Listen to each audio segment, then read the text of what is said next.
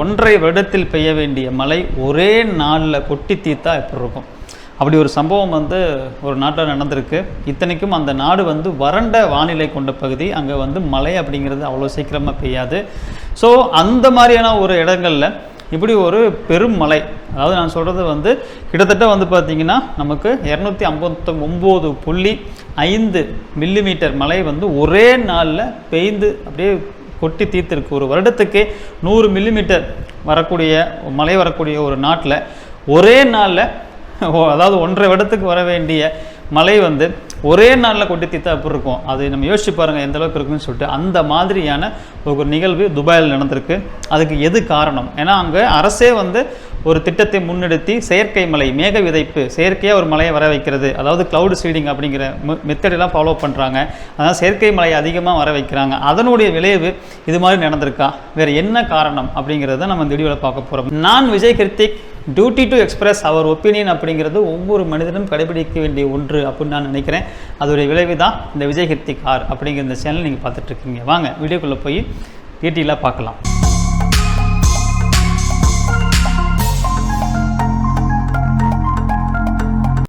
என்ன நடந்திருக்கு துபாயில் அப்படின்னு பார்த்தீங்கன்னா, அதாவது மத்திய கிழக்கு நாடுகளான அரபு எமிரேட்ஸ், அந்த நாடு, அதாவது துபாய் மாதிரியான துபாய் ஒட்டி இருக்கக்கூடிய அரபு எமிரேட்ஸ், இந்த கண்ட்ரிலெல்லாம் வந்து கிட்டத்தட்ட 75 ஆண்டுகளில் டேட்டா படி வராத மழை நமக்கு இப்போது பெய்திருக்கு. கிட்டத்தட்ட வந்து 259.5 மில்லிமீட்டர் மழை ஒரு நாளில் அப்படியே கொட்டி தீர்த்திருக்கு.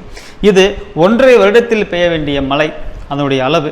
அதாவது இப்போ நடந்த இந்த மழை பொழிவுங்கிறது 1.5 வருடத்தில் பெய்ய வேண்டிய மழை. ஸோ இதனால் துபாய் வந்து பார்த்திங்கன்னா பெரிய வெள்ளக்காடாக திருமண பக்கம் பூரா அப்படியே தண்ணியாக, அப்படியே துபாய் வந்து தண்ணியில் அப்படி நிரம்பி இருக்குது. எல்லா பக்கமும் கார் முழுகிற அளவுக்கு தண்ணி, ஏர்போர்ட்டில் ஃபுல்லாக தண்ணி. ஸோ இதனால் வந்து அங்கே ஸ்தம்பிச்சு போயிருக்கு துபாயே அப்படின்னு சொல்லலாம். 1945 வந்தக்கூடிய இது வரைக்கும் பெய்ந்த மழையினுடைய டேட்டா வந்து அவங்க நோட் பண்ணுறாங்க. அந்த டேட்டா அவங்க எடுத்து வச்ச அந்த டேட்டா படி பார்த்திங்கன்னா, ஹிஸ்ட்ரி படி தற்போது வந்திருக்கக்கூடிய இந்த மழை அப்படிங்கிறது ரொம்ப கடினமான ஒரு மழை. இது மாதிரியான மழை, இந்த அளவுக்கான மழை பெய்ததே இல்லை. இதுதான் முதல் முறை அங்கே நடக்குது. அப்போது துபாய் வந்து சர்வதேச விமான நிலையம் உள்ள ஒரு இடம். ஸோ சர்வதேச விமான நிலையம் அப்படின்னா, இப்போ நம்ம துபாயை கிராஸ் பண்ணி போகக்கூடிய அந்த பக்க கண்ட்ரிக்கெல்லாம் வந்து துபாயில் ஒரு லேண்ட் ஆகி அவங்க ஃபில் பண்ணுறது, இப்போ இதில் மெயின்டெனன்ஸ் பண்ணுறது, இது எல்லாமே இப்போது நடக்கும். அங்கே லேண்ட் ஆகிட்டு தான் அடுத்து டேக்கப் போவாங்க. அப்போது இங்கே இந்த பிரச்சனை, துபாயில் இந்த பிரச்சனை அப்படிங்கும்போது அவங்க எப்படி அங்கே போய் லேண்ட் ஆகிட்டு இன்னொரு கண்ட்ரிக்கு போக முடியும்? அப்போது உலகம் முழுவதுமே ஒரு போகக்கூடிய ஃப்ளைட் எல்லாமே அங்கங்கே வந்து ஸ்தம்பிச்சு நின்று இருக்குது. துபாயில் லேண்ட் ஆனது மறுபடியும் டேக்கப் ஆக முடியாமல் ரொம்ப நேரம், கிட்டத்தட்ட அந்த மழை நிற்கிற வரைக்குமான சூழ்நிலை வந்திருக்கு. அப்புறம் மழை நின்னதுக்கப்புறம் ஓரளவுக்கு தண்ணி வடிஞ்சதுக்கப்புறம் இன்னமும் தண்ணி இருக்க சூழ்நிலையிலேயே ஃப்ளைட்டை வந்து மறுபடியும் எடுத்துகிட்டு அவங்க வந்து டேக்கப் ஆகி போயிருக்கிற சூழ்நிலையில் நடந்திருக்கு. ஸோ இது வந்து ஒரு என்ன சொல்கிறது, எல்லா நாட்டுடைய ஒரு பயணமும் இதனால் தடைபட்டிருக்கு. இப்போ ரோடுகளில் பல இடங்களில் வந்து பார்த்திங்கன்னா கார் மூழ்கிற அளவுக்கு தண்ணி. இதனால் வந்து ஒரு ரோட்டில் போகிறது எங்கே எப்படின்னே தெரியாத அளவுக்கான ஒரு நிலவரம். இப்போ ஐக்கிய அரபு எமிரேட்ஸ் மட்டுமல்லாது அண்டை நாடு, அதை சுற்றி இருக்கக்கூடிய அண்டை நாடுகளான பஹ்ரைன், ஓமன் ஆகிய இந்த நாடுகள்லையும் பார்த்திங்கன்னா வெள்ளம் வந்து பெரிய அளவில் சூழ்ந்திருக்கு. இப்போ ஓமன்லாம் வந்து பார்த்திங்கன்னா அங்கங்கே பள்ளத்தாக்கு இருக்கும் இல்லையா, பள்ளத்தாக்கு எல்லாமே அப்படியே தண்ணியில் இப்போது மூழ்கி தண்ணியாக வந்து நம்பி இருக்குது.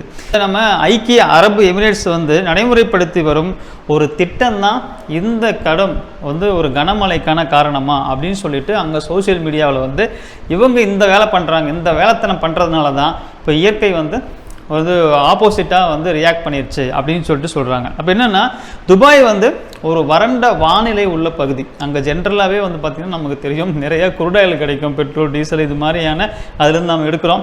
அந்த குருடாயில் அங்கே நமக்கு கிடைக்கும். இன்னும் சொல்லப்போனால் பியூர் பெட்ரோல்லாம் வந்து நம்ம அங்கே தான் பார்க்க முடியும். இங்கே உள்ளது எல்லாமே அவ்வளோ பியூர் பெட்ரோல்னு சொல்ல முடியாது. நம்ம எப்படி தண்ணி வந்து நமக்கு இங்கே திருமண பக்கம்லாம் இருக்கும், அவங்களுக்கு அங்கே வந்து திருமண பக்கம்லாம் என்ன இருக்கும், குருடாயில் இருக்கும். அப்போ குடிக்க தண்ணீர் இல்லாமல் நமக்கு இந்த பெட்ரோல் டீசலையோ அல்லது குருடாயிலோ கொடுத்துட்டு குறிப்பிட்ட அளவுக்கு தேவையான தண்ணீரை வந்து வேறு நாட்டிலிருந்து இம்போர்ட் பண்ணி அவங்க பயன்படுத்தக்கூடிய சூழ்நிலை உள்ள ஒரு நாடு. ஸோ அந்த அளவுக்கு வந்து ஒரு வறண்ட வானிலை உள்ள ஒரு வறண்ட சூழ்நிலை உள்ள ஒரு பகுதி. இந்த பகுதி கடற்கரையை ஒட்டியிருக்கக்கூடிய பகுதி. நம்ம வந்து இந்த துபாய் அந்த சரௌண்டிங் வந்து பார்த்திங்கன்னா கடற்கரையை ஒட்டியிருக்கிற பகுதி தான். ஆனால் மழை கிடையாது. சுற்றி திருமண பக்கம் பூரா நமக்கு பாலைவனம் தான் இருக்கும். ஆண்டிற்கு 100 மில்லிமீட்டர், ஒரு வருஷத்துக்கு 100 மில்லிமீட்டர் மழை பெய்யக்கூடிய இந்த நாட்டில் ஒரே நாளில் 259.5 மில்லிமீட்டர் மழை வந்து பெய்யுது. அங்கே எல்லாரையுமே என்ன இருக்குன்னா ஒரு பெரிய என்ன இப்படிலாம் நடக்குமா அப்படிங்கிற அளவுக்கு உண்டான ஒரு ஆச்சரியத்தை உருவாக்கியிருக்கு. அதாவது என்னென்னா மற்ற வானிலை அமைப்புகள் வந்து இப்போ இருக்கிற இந்த சூழ்நிலையான வானிலை அமைப்புக்குள்ளே இப்போ நமக்கு நார்மலாக இருக்குது, அங்கே மழை பெஞ்சிட்டே இருக்குது. இந்த வானிலை அமைப்பு அந்த வானிலை அமைப்புக்குள்ளே போய் என்ட்ராக முடியாத அளவுக்கு அந்த ஒரு சூழ்நிலை அங்கே வானிலையுடைய சூழ்நிலை நிகழுது. இதுதான் அந்த துபாயினுடைய கடுமையான மழைப்பொழிவுக்கு காரணம்.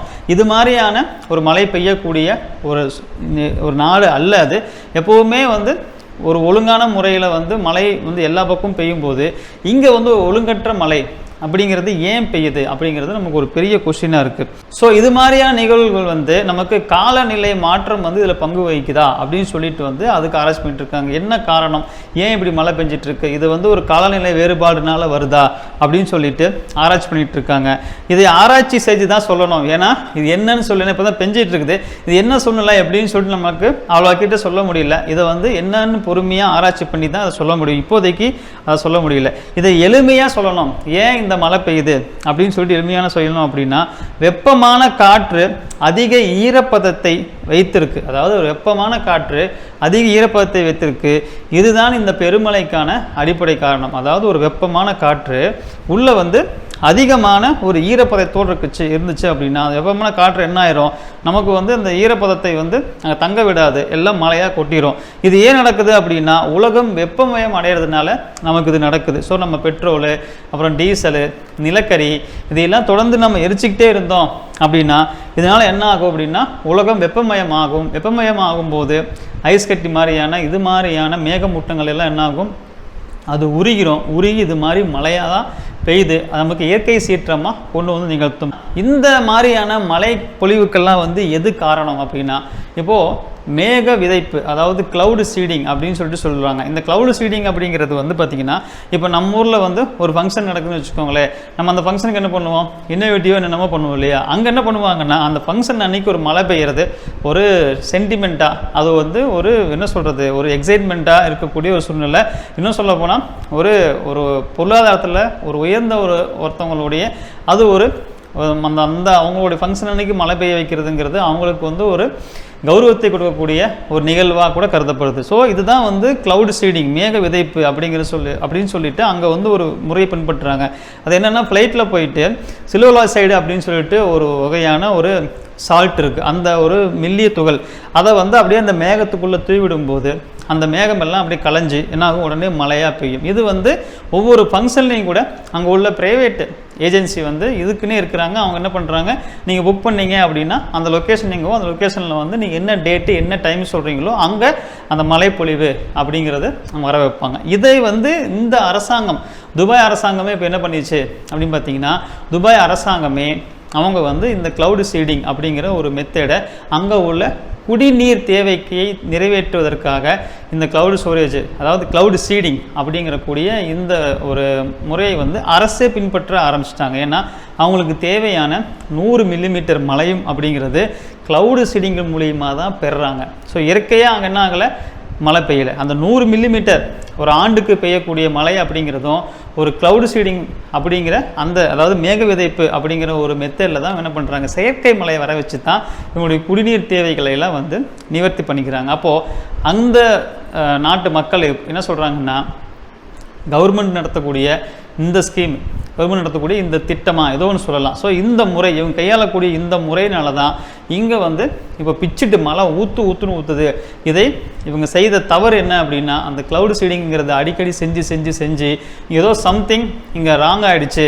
இப்போது மேகம் வந்து அந்த கூடி நிற்கணும் இல்லையா, இவங்க பண்ணுறதுனால அந்த மேகம் வந்து கூடி நிற்கிறதெல்லாம் கலைஞ்சி இப்போ நீர் அப்படியே அப்படியே பொத்துக்கிட்டு வானத்திலிருந்து மழை வந்து ஊற்ற ஆரம்பிச்சிருச்சு அப்படின்னு சொல்லிட்டு அங்கே சோஷியல் மீடியாவில் என்ன பண்ணுறாங்க, ட்ரோல் பண்ண ஆரம்பிக்கிறாங்க. இப்போது அந்த நாட்டுடைய வானிலை மையம் இருக்கு இல்லைங்களா, அந்த வானிலை மையத்தினுடைய தலைமை பொறுப்பில் உள்ளவங்க வந்து சொல்கிறாங்க, இல்லை இது வந்து ஒரு க்ளவுடு சீடிங்னால் அந்த வரக்கூடிய வந்திருக்கக்கூடிய மழை கிடையாது, இது வந்து ஏற்கனவே கணிக்கப்பட்டது. இது ஒரு பெரிய மழை வரும், பெரிய அளவில் ஒரு மழை பெய்யும், அது ஏற்கனவே சொன்ன மாதிரி ஓராண்டில் பெய்ய வேண்டிய மழை ஒரே நாளில் பெய்யறதுக்கு உண்டான எங்களுக்கு அந்த வானிலை உடைய ஆய்வில் எங்களுக்கு ஏற்கனவே தெரிய வந்தது. இந்த செய்தியெல்லாம் மக்கள்கிட்டையும் வந்து முன்னெச்சரிக்கையாக சொல்லவும் படிச்சு. அப்போது இது வந்து ஒரு அன்எக்ஸ்பெக்டடான ஒரு நிகழ்வு இல்லை, இது ஏற்கனவே எதிர்பார்க்கப்பட்ட ஒன்று தான் அப்படின்னு சொல்லிட்டு அவங்க சொல்கிறாங்க. ஸோ இன்னும் என்ன சொல்கிறாங்க, நம்ம அதே சொன்ன மாதிரி உலகம் வெப்பமயம் ஆகிறத நம்ம என்கரேஜ் பண்ணிகிட்டே இருக்கிறோம் அப்படின்னா இது மாதிரியான இயற்கை சீற்றங்கள் நடக்கும். ஏன்னா வெப்பமயம் ஆகி ஆகி ஆகி இங்கே இருக்கக்கூடிய பனிகள் எல்லாம், அதாவது ஐஸ் கட்டி எல்லாம் உருக ஆரம்பிச்சிடும். மேகத்தில் இருக்கக்கூடிய அந்த நீர்கூட என்ன ஆயிரும், நமக்கு உருகி அது மழையாக பெய்ய ஆரம்பிச்சிடும். இதனால் இயற்கை சீற்றங்கள் வந்து நமக்கு நிறையா நடக்கும் அப்படின்னு சொல்லிட்டு ஒரு தரப்பு சொல்கிறாங்க. இன்னொரு தரப்பு நான் சொல்கிற மாதிரி தான், எல்லோரும் கவர்மெண்ட் மேலே போய் ப்ளேம் பண்ணுறாங்க, நீங்கள் பண்ணுற வேலை தான் இது அப்படின்னு சொல்கிறாங்க. ஆனால் வானிலை ஆய்வு மையம், அந்த நாட்டினுடைய வானிலை ஆய்வு மையத்தினுடைய தலைமை அதிகாரி வந்து என்ன சொல்கிறாரு, இல்லை இது வந்து க்ளவுட் சீடிங்னால் நடக்கலை, நம்ம வந்து அது என்ன பண்ணியிருக்கிறாங்க அப்படின்னு பார்த்தீங்கன்னா, இந்த மழை பெய்யறதுக்கு ஒரு நாளைக்கு முன்னாடியும் அந்த நியர்பை ஸ்டேஜில் ஃப்ளைட்டு வந்து வானத்தில் அந்த க்ளவுட் சீடிங் பண்ணக்கூடிய ஃப்ளைட்டு வந்து வானத்தில் போயிருக்கு. அதுக்கப்புறம் தான் மழை பெஞ்சிருக்கு. இதை வந்து ஒரு எக்ஸாம்பிள், இல்லை இதை வந்து சொல்லி என்ன சொல்கிறாங்க, நீங்கள் போய் க்ளவுட் சீடிங் பண்ணியிருக்கிறீங்க, நீங்கள் க்ளவுட் சீடிங் பண்ணதில்லை, ஏதோ ராங்காக நடந்திருக்கு, ஏதோ ஒன்று இயற்கைக்கு முரணாக நடந்திருக்கு, அதனுடைய விளைவு தான் இப்போ மழை பெய்யுது அப்படின்னு சொல்லி சொல்கிறாங்க. அதுக்கு வானிலை ஆய்வு மையம், துபாயினுடைய வானிலை ஆய்வு மையம் வந்து என்ன ரிப்ளை கொடுத்துருக்காங்கன்னா, நாம் ஃப்ளைட் எடுத்துகிட்டு 2 ஃப்ளைட் எடுத்துகிட்டு மேலே போனது உண்மை தான், பட் ஆனால் அங்கே வந்து நாங்கள் க்ளவுட் சீடிங் பண்ண போல. அதாவது எப்படி இருக்குது நிலவரம், வானிலை மையத்தினுடைய வானிலையினுடைய நிலவரம் எப்படி இருக்குது, எங்கெங்கெல்லாம் மழை பெஞ்சிட்ருக்குன்னு சொல்லிட்டு எந்த மாதிரி சூழ்நிலை இருக்குது அப்படின்னு நாங்கள் ஜஸ்ட்டு ஆராய்ச்சி பண்ண தான் போனோம். எப்படி மழை வரும், எங்கேயாவது மழை பெஞ்சிட்ருக்கா, எங்கெல்லாம் மேகமூட்டங்கள்லாம் எப்படி இருக்குது, ஏன்னா ரெகுலராக க்ளவுட் சீடிங் பண்ணக்கூடிய அந்த ஃப்ளைட்டு தான். அப்போ அதை வச்சு நாங்கள் வந்து ஒரு ஆய்வு பண்ண தான் அந்த நேரத்துக்கு மேலே போனோம், நாங்கள் க்ளவுட் சீடிங் பண்ணலை. ஆக்சுவலாக இந்த மழை வந்து க்ளவுட் சீடிங் பண்ணி வந்த மழை இல்லை, ஏன்னா இவ்வளோ மழையெல்லாம் க்ளவுட் சீடிங்லாம் கொண்டு வர முடியாது அப்படின்னு சொல்லிட்டு அவங்க சொல்கிறாங்க. ஸோ எதுவாக இருந்தாலும் நம்ம என்ன நடக்க போகுது அப்படிங்கிறத பார்க்கணும். ஏன்னா இயற்கைக்கு முரணான ஒரு சம்பவம் அப்படிங்கிறது இங்கே நடக்குதா, இல்லை இயற்கை சரியாக தான் நடக்குது, நாம் தான் அதை தவறாக புரிஞ்சுக்கிறோம் அப்படின்னு நம்ம எடுத்துக்கிறதா. ஸோ எதுனாலும் எங்கே மழை வேண்டுமோ இயற்கை அங்கே மழை பெய்யும் பொழுது மக்கள் பயனடைவாங்க. தேவையில்லாத அளவு அதிகமாக பெய்யும் போது மக்கள் சிரமம் அடைவாங்க. அளவு கம்மியாக பெஞ்சாலும் இல்லை மழையே வராமல் போனாலும் மக்கள் சிரமம் அடைவாங்க. நிறைய அளவு மழை பெய்யுது, அது எல்லாமே என்ன ஆயிடுது, அந்த மேகக்கூட்டங்கள் எல்லாம் வந்து கடலுக்குள்ளேயே நீராக மாறி கடல்லையே மழையாக கொட்டி தீர்த்துருது. ஸோ நமக்கு அதனால் நிறையா வறண்ட பகுதியில் நமக்கு தேவையான மழை பெய்யறதில்லை.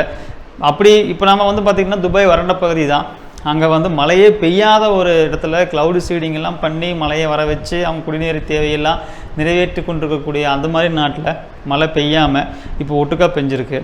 கடலில் வந்து ஒட்டுக்கா மழை பெய்யுது, நமக்கு அங்கங்கே தேவையான அளவுக்கு மழை சரியாக வரதில்லை. ஸோ அதனால் மழை வந்து எங்கே தேவையோ அங்கேயும், எங்கே தேவையில்லையோ அங்கே வந்து என்ன சொல்கிறது இல்லாமல் இருந்தால் நல்லாயிருக்கும். நம்ம இயற்கைக்கு முரண்படாமல் இருக்கும் பொழுது இது நடக்கும். ஏன்னா பருவநிலை மாற்றம் அப்படிங்கிறது இப்போது நடக்குதுன்னு சொல்லிட்டு நம்ம ஆய்வில் சொல்கிறாங்க. இந்த பருவநிலை மாற்றத்துக்கெல்லாம் காரணம் நம்மளுடைய செயல்பாடு தான், மனிதர்களுடைய செயல்பாடு தான் அப்படின்னு சொல்லிட்டு சொல்லப்படுது. ஸோ இதையெல்லாம் மெல்ல மெல்ல நம்ம தான் உருவாக்கணும். நம்ம தான் வந்து நிறைய விஷயங்களை வந்து செய்ய ஆரம்பித்தோம். அது தப்போ சரியோ நம்ம செய்ய ஆரம்பித்தோம். நம்ம இயற்கை வந்து அதுக்குண்டான ஒரு பெரிய அளவிலான ஒரு ரிஃப்ளெக்ஷன் எடுத்து எல்லாத்தையுமே வந்து சீரமைச்சு ஒரு ஒழுங்குபடுத்தும் போது அது நிறையா பேத்துக்கு என்ன ஆயிடலாம், அது வந்து ஒரு பெரிய துன்பமாக ஆயிடலாம். ஸோ அப்படி இல்லாமல் இயற்கையோடு நம்ம ஒத்து நம்ம வாழக்கூடிய வாழ்க்கை முறையை நம்ம பின்பற்றும் போது அது மிகவும் சிறப்பான ஒரு வாழ்க்கை முறையாக இருக்கும் அப்படிங்கிறதுல எந்த சந்தேகமும் இல்லை. இந்த வீடியோவில் நான் மீண்டும் சந்திக்கிறேன். அது வரைக்கும் எல்லாருக்கும் வணக்கம், பாய்.